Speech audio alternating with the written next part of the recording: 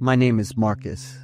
After the terrifying event I'm about to tell you, I often joke with my wife about why our son looks exactly like her and nothing like me. That simple lack of resemblance almost cost our family everything. A few months ago, my wife and I took our 5-month-old son to Walmart to pick up some household supplies. After we finished shopping, I decided to take our son outside to wait so he wouldn't have to deal with the crowds.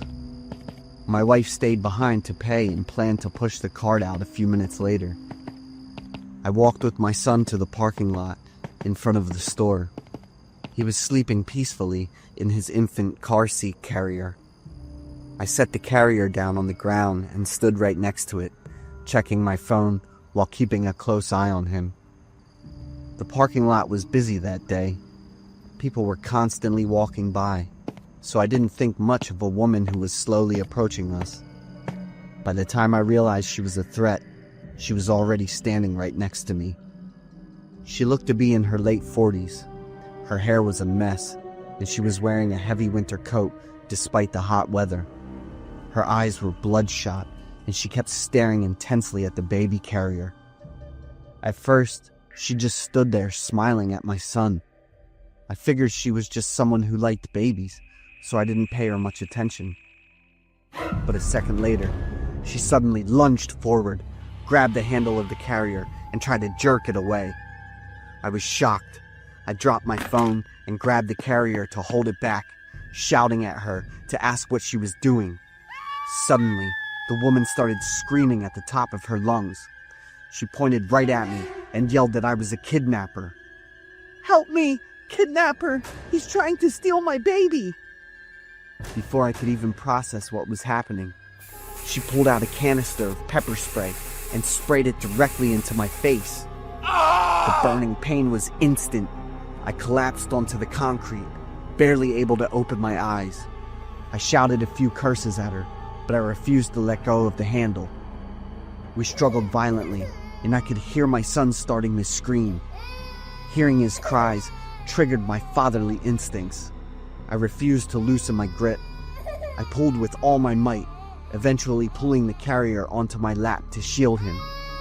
The crazy woman kept screaming for help, telling everyone I was trying to rob her of her child. A crowd quickly gathered, drawn by her screams. Then, the most ridiculous thing happened. The crowd didn't attack her. They attacked me. A man rushed over and punched me hard in the face. I heard a loud crack and felt a sharp, agonizing pain in my nose. Other people grabbed my arms and pinned me down against the pavement. I tried to scream through the pain. "Please, listen to me! I'm his father! She's the kidnapper!" The women in the crowd swarmed around her, comforting her and helping her pick up the carrier as if she had just performed a heroic rescue. A feeling of total helplessness washed over me. I lay there, pinned to the ground, watching my son being carried away by a stranger while I could do absolutely nothing. Right then, my wife appeared. Hearing the commotion, she abandoned her shopping cart and ran full speed into the parking lot. At first, seeing me on the ground surrounded by people, she panicked. She thought I was being mugged and begged the crowd to just take my wallet and leave me alone. A man explained that they were holding me because I had just tried to kidnap that woman's baby. My wife obviously knew that was impossible. She looked confused for a split second before it clicked. She looked around for our son and saw the crazy woman carrying the baby carrier halfway across the parking lot.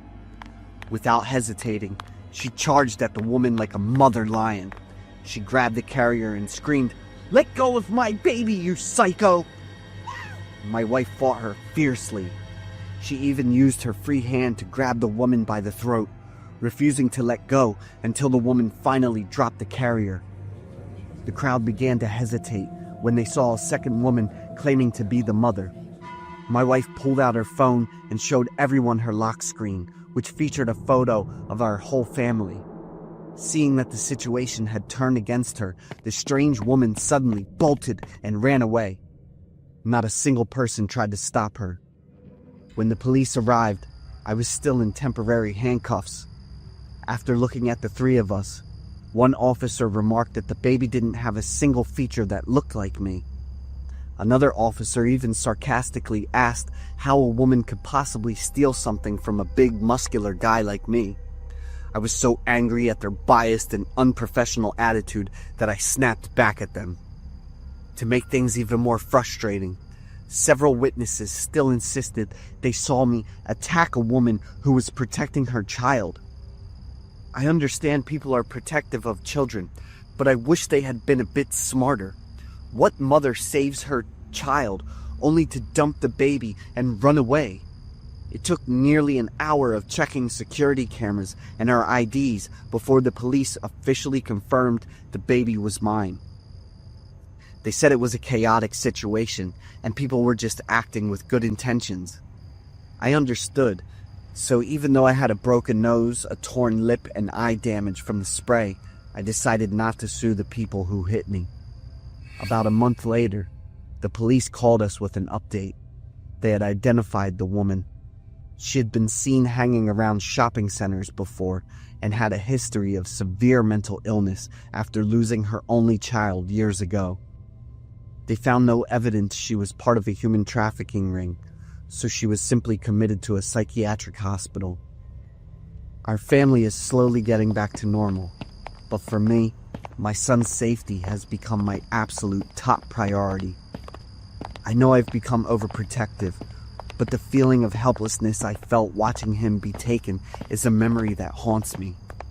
If my wife had come out just a few minutes later, I might have lost my son right in front of my eyes because no one believed I was his father.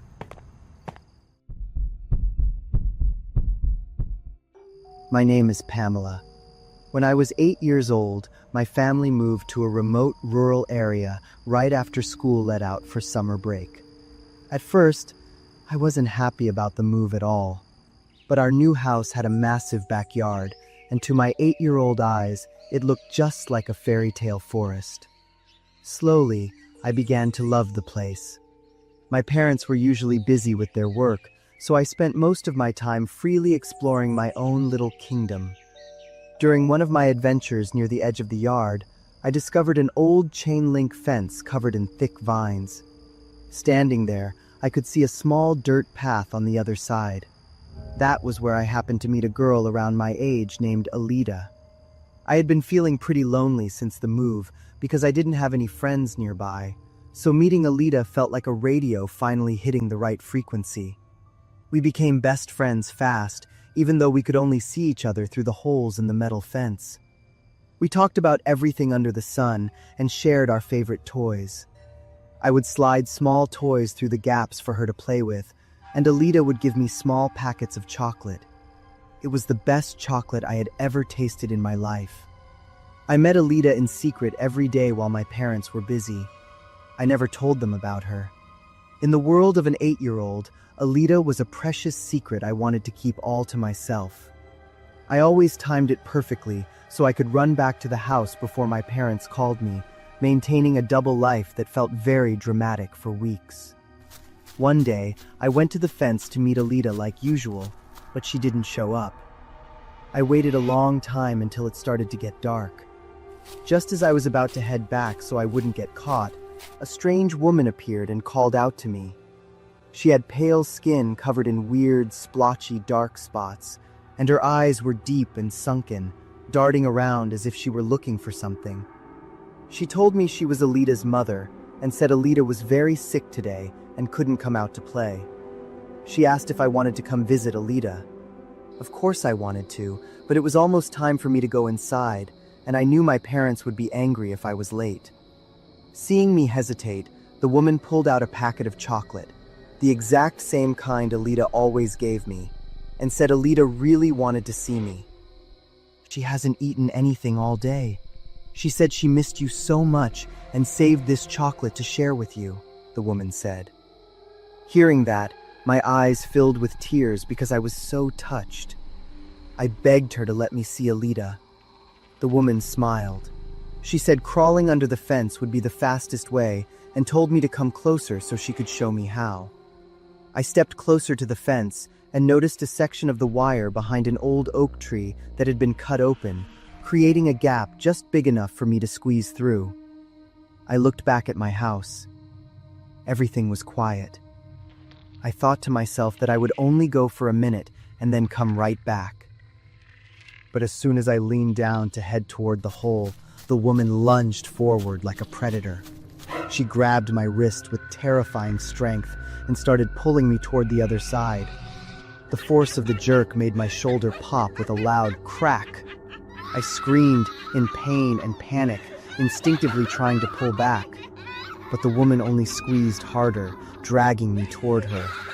Her sharp fingernails dug into my skin as I struggled to break free. I couldn't fight her off. She kept pulling until I was almost all the way through the fence. Suddenly, I heard my dad's voice roar, demanding she let me go. A second later, he appeared out of nowhere, lunging forward and kicking the woman right through the fence. The force knocked her back, and my dad yanked me behind him, standing there like a solid wall. The woman scrambled to her feet and immediately bolted into the dark woods. My dad tried to tear through the broken fence to chase her, but she had already vanished. My mom arrived a moment later. I was so terrified I could only wrap my arms around her and sob. My dad called the police right away, but they couldn't find any information about the woman or a little girl named Alita. I was so scared and didn't understand what had just happened. I just couldn't stop crying. For years after that, I lived under the strict protection of my parents. The fence was reinforced, and my fairy tale garden became a forbidden zone. Alita never appeared again. Now that I'm an adult, I truly understand the horrific dark hole I almost fell into. If my dad hadn't shown up at that exact second, I probably would have been dragged over that fence, taken somewhere, and never seen again. As for Alita, my memories of her have faded. I can't clearly remember her face anymore, and I'm not even sure if she was ever real.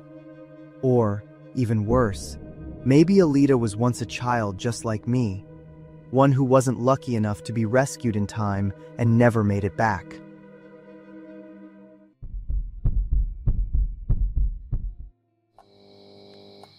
Have you ever thought that just by stepping out of your safe, lighted zone, something much more dangerous than you can imagine might be waiting in the darkness? This story happened to me a few weeks ago, and I still haven't moved past it. I live in an area that is considered extremely safe. I share a room with a friend, so to keep my privacy and avoid bothering him, I have a routine. Every night, I walk out to the open field behind the local high school to call my long-distance girlfriend. It's quiet and secluded, right on the edge of the school grounds, but next to a residential area, so I never felt afraid. Until that night. Everything started as usual. I was sitting on a swing set near a row of trees at the back of the field, talking to my girlfriend. After a while, I noticed a man in a black hoodie walking toward me from a distance. What made me feel uneasy wasn't just his presence, but the way he moved. He walked incredibly slowly, with his head tilted down, but his eyes seemed locked onto me. I assumed he was some kind of creep or a local troublemaker, so I ended the call and stood up to leave to avoid any problems. As soon as I had walked only a few paces away, the man stepped forward and sat down on the exact same swing I had just left seconds before. I told myself he was probably just an eccentric night walker. I kept heading toward the school exit, but when I was about 20 yards away, I froze. I heard a strange noise behind me, like something heavy being dragged across the ground. Out of curiosity, I turned my head to look back. Under the dim glow of a distant streetlight, I realized there were at least 2 other men standing in the shadows. My curiosity took over. I ran to a large tree at the edge of the lot and hid behind it to watch. They were completely silent. Not a single word was exchanged. One man crouched down close to the ground and then stood up very slowly, while the other stood perfectly still, as if he were standing guard. Between them, something was lying long on the ground, but it was too far away for me to see what it was. Every now and then, they would both go completely motionless for several seconds, creating an eerie, frozen scene. After watching for a bit, the bizarre atmosphere gave me the chills. As I backed away to make a quiet escape, my foot accidentally stepped on a dry branch. The snap echoed loudly through the silence. Immediately, both figures turned their heads at the same time, staring directly at my position. I froze for a second. The man who had been sitting on the swing earlier started walking quickly toward me. I spun around, walked fast, and then broke into a full run toward the school buildings. When I thought I had lost him, I slowed down and tried to catch my breath. But as I approached the exit near the school grounds, I froze again. Another man was looming in the shadows, blocking the only way out, right in front of me. I tried to stop my shaking and acted natural, like a casual walker just passing through. But the man had no intention of moving. His cold gaze felt like it was cutting right through me. I immediately changed direction toward a side path on the left. Just seconds later, I heard footsteps behind me. He was following me. I pulled out my phone and pretended to be on a call, talking very loudly about school security and cameras. I hoped it would make him back off, but it didn't work. The footsteps behind me didn't stop. In fact, they got faster. My heart was pounding so hard, I thought it would explode. It was pitch black, and there wasn't a soul around to help. The man behind me was large, and he was closing the gap. Suddenly, I remembered that the library near the dorms had just installed a new motion sensor lighting system. I ran as fast as I could toward it. As soon as I hit the sensor zone, I ran while waving my arms high in the air. Instantly, a whole row of floodlights snapped on at once, lighting up the entire area. I stopped and whipped around. In the bright light, I caught a glimpse of a face, mostly hidden by a hood. The man stood still for a few seconds, then turned around and walked away quickly into the dark. I didn't stay there for another second. I ran all the way home and double-locked every door. I couldn't sleep at all that night. The next morning, I wrote everything down and went to the police. However, after checking the area, they said they found nothing suspicious and there were no recent missing persons reports. They suggested I was just being overly sensitive, but I know what I saw. My gut feeling tells me that some horrible secret was being buried out there that night. Since then, I've never set foot in that field after dark again.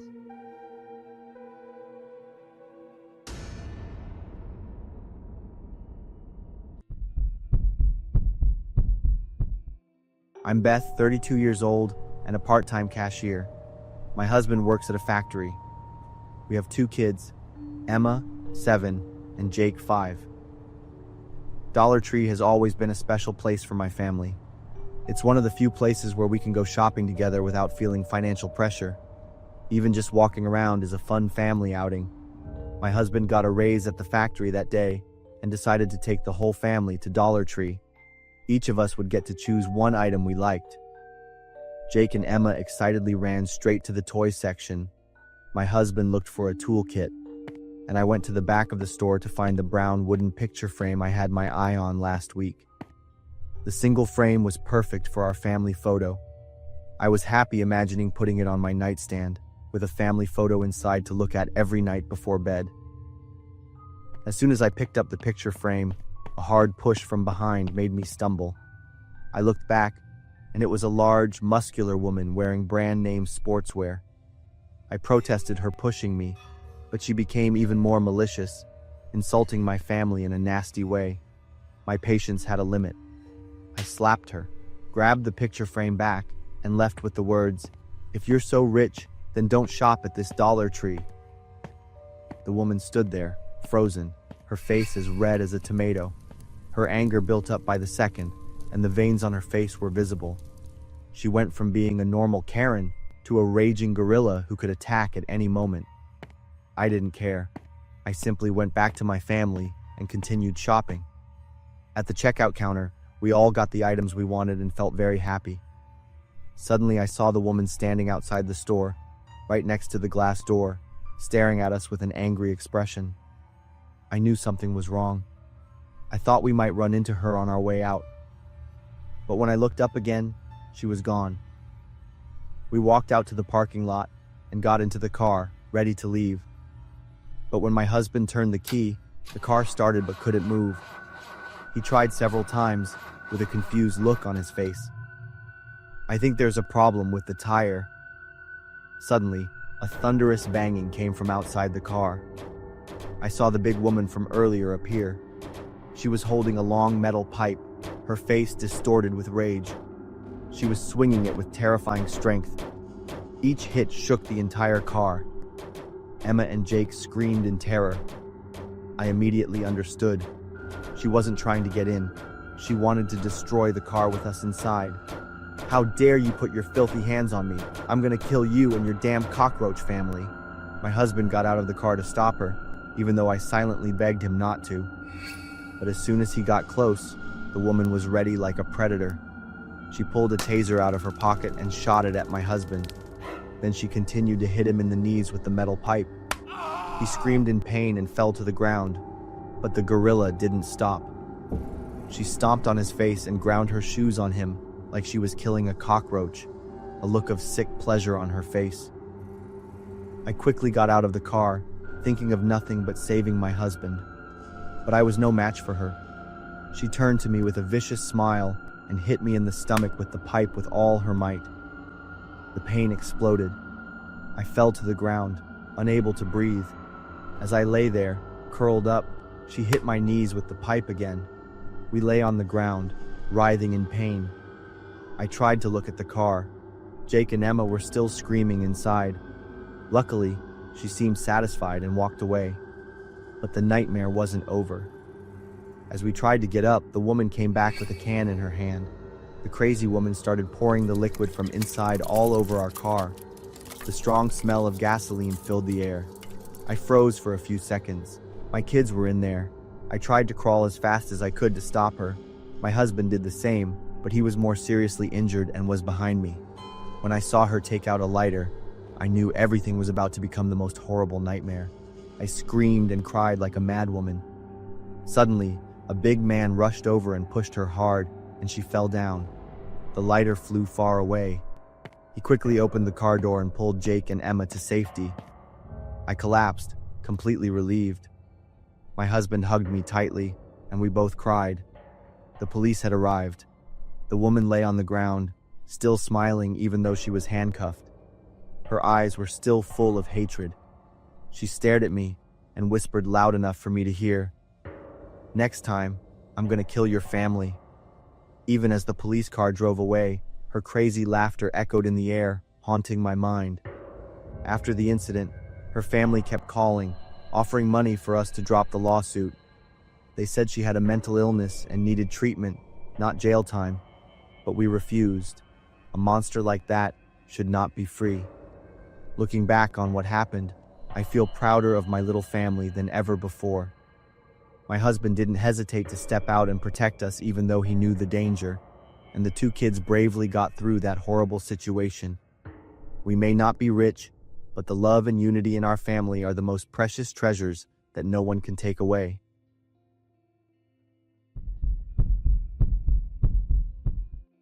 My name is Alex. I want to share a story from my college days. It's not a fun story, but I want people to be able to take something from it, whether it's a life lesson or anything else. I was pretty wild in college. If friends looked at me, they wouldn't think that. My freshman year was pretty normal. I mainly focused on school. But by my sophomore year, I started getting into partying. It affected me quite a bit. I would often have to walk back to my dorm at 2 a.m. after drinking at a bar. I had spent all my money on shots. My phone was dead. Many people might have something like that happen once. For me, it was at least 6 times. The last time it happened, I don't ever want to relive it. I had just finished having fun at a bar. I had to walk over 2 to 3 miles. I was drunk and tired. I had just gotten into a fight with my girlfriend. My head hurt. My mind was all over the place. At the time, I just wanted to get back to my dorm. I had a bottle of vodka hidden in my room. I just wanted to forget everything. As I walked by, a man was smoking on his porch. He said something like, "Crazy night, huh?" or "Wild night." I mumbled a reply. I saw that he was smoking, so I asked for a cigarette. We talked for a bit. Then he invited me inside for a beer and to charge my phone. He lived in a dorm, but it was a nicer one across campus. Alcohol was not allowed, but he had a way to hide a few cans of beer in his mini fridge. They were behind a few cans of soda. It was hard to detect. He said nobody would ever suspect it. He looked like a nerd. I thought that was cool.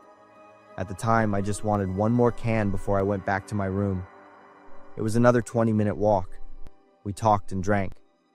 After a while, I figured I should head back, but I didn't. I'm not sure why. That's the last thing I remember.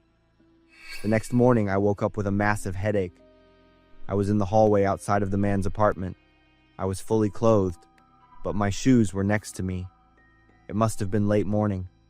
The sun outside was pretty bright, so a lot of people probably saw me in this sorry state.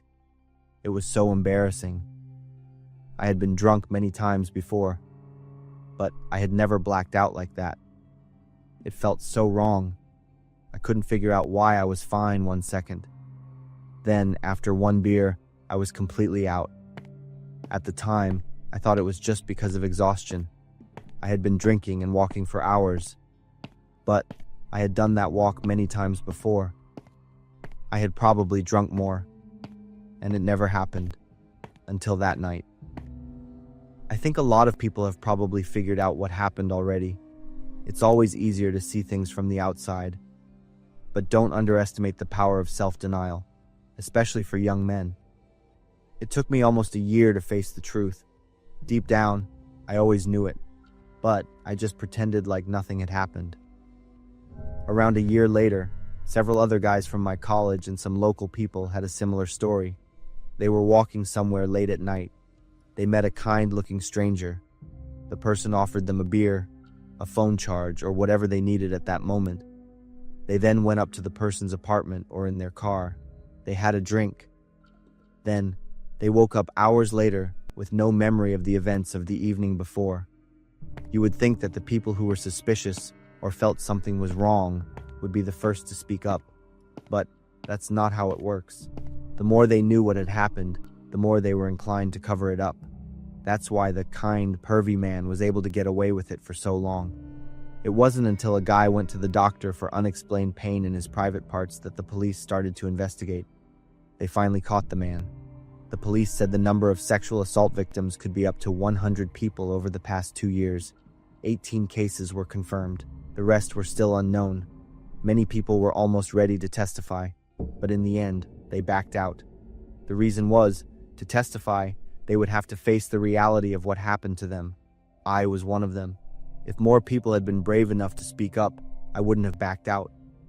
But, as I said, that's not how it happened. The feeling of having to stay silent and be scared of myself is something I can't describe. That feeling haunted me for a long time. It made me afraid to face the truth. I deeply regret what I did. Looking back, I realized my wild lifestyle led me to this. Those nights of drinking and partying never stopped. I lived as if I never had to think about the consequences. I thought I could control everything, but the truth is, I lost myself a long time ago.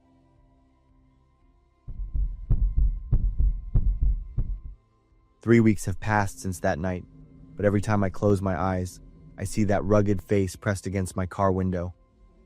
I'm Mason, 21, and a junior at Ohio University. It all started on a day in late October. I went to my classmate Jake's house to finish a final project that was due soon. I lived in an apartment in town. Jake lived with his parents in a small log cabin on the side of a hill outside of town. To get there, I had to drive on a lonely road that wound through old oak forests and abandoned cornfields. We started working at 6 p.m. We were struggling with numbers and spreadsheets. By the time we finished, it was past 10 p.m. Jake suggested that I stay because the drive home at night wasn't very pleasant. But I refused. I had an early class the next morning, and I wanted to sleep comfortably at home. I left Jake's house at about 10:50 p.m. That night, there was no moon. Everything was pitch black. My car's headlights lit up the road ahead, creating a faint tunnel of light between the dark shadows of the trees. I drove carefully. I kept my speed around 30 miles an hour. The road was full of potholes and uneven. I was afraid of damaging a tire. I estimated I had gone about 5 miles from Jake's house when I came to a sharp left turn on the side of the hill. The dense trees on both sides blocked my view of what was ahead. I slowed down and slowly took the turn. As soon as I got through the turn, I was startled. I slammed on my brakes. A pickup truck was parked diagonally across the road, completely blocking my way. My car stopped about 20 feet from the pickup truck. I could see a small camping tent set up in the bed of the truck. On both sides of the road were deep drainage ditches. I couldn't drive around it. Through the windshield, I saw a person in the cabin. The person had their head down on the steering wheel. They looked like they were unconscious. My first thought was to get out and see if I could help. But as soon as I reached for the car door handle, I stopped. I looked at the situation again. The way the pickup truck was parked was too perfect for a roadblock. It wasn't tilted to one side like after an accident. It was parked at a calculated angle, leaving no room for another car to pass. I remembered the stories that Jake used to tell me about robberies on lonely roads in this area. There were people who faked an accident to trick kind people into stopping to help. I muttered a curse. My hand was shaking as I put the car in reverse. I decided to go back to Jake's house to call the police. If someone really was in trouble, the police and an ambulance would handle it better than I could. As I slowly backed up, my eyes kept darting between the rearview mirror and the front to keep an eye on the pickup truck.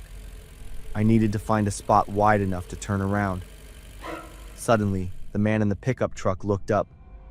At that moment, the back of the pickup truck started making noise. 1, 2, then 3 men jumped out of the camping tent.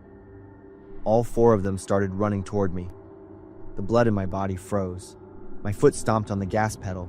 My car sped backward. I found a slightly wider spot on the side of the road. It was the entrance to an old field. I turned the wheel hard to turn around.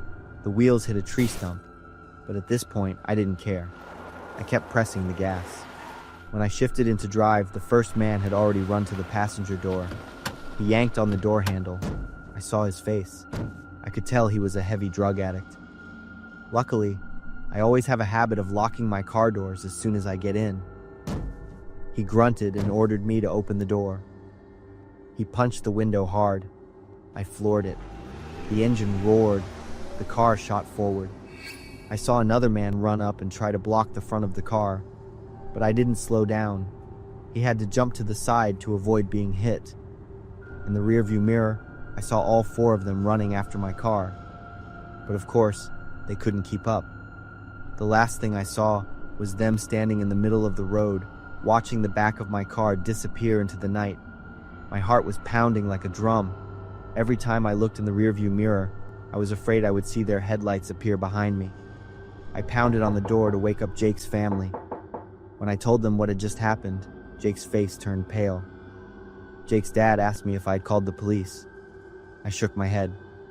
My phone didn't have service. Jake's dad called. While waiting for the police to arrive, I sat on the sofa in the living room, still trembling. Jake's mom made me a cup of hot tea. 20 minutes later, the police arrived. I told them the whole story from beginning to end. The police officer said that Road had a bad history. Last year, there were a few similar incidents, but the police still hadn't caught the robbers. The police then went to the road to check. There was no one there. Only a few tire tracks on the road were the only evidence. I stayed at Jake's house that night. Jake's mom made up a bed for me in the living room. His dad even lent me a shotgun to protect myself if I needed it. He said they didn't know if those guys had followed me. It was better to be safe than sorry. 3 weeks have passed since that terrifying night. Even though the police have increased patrols on that lonely road, and I have chosen a different route to Jake's house, the horrifying event still left a scar on my mind. Every time I close my eyes, the rugged face of the stranger still appears clearly. He haunts me as if he's still pressed against my car window. My car was repaired for almost $300. I consider that a small price to pay compared to what worse things could have happened that night. From this incident, I learned a valuable lesson about being cautious, especially when I have to go out alone at night. I'm Selena.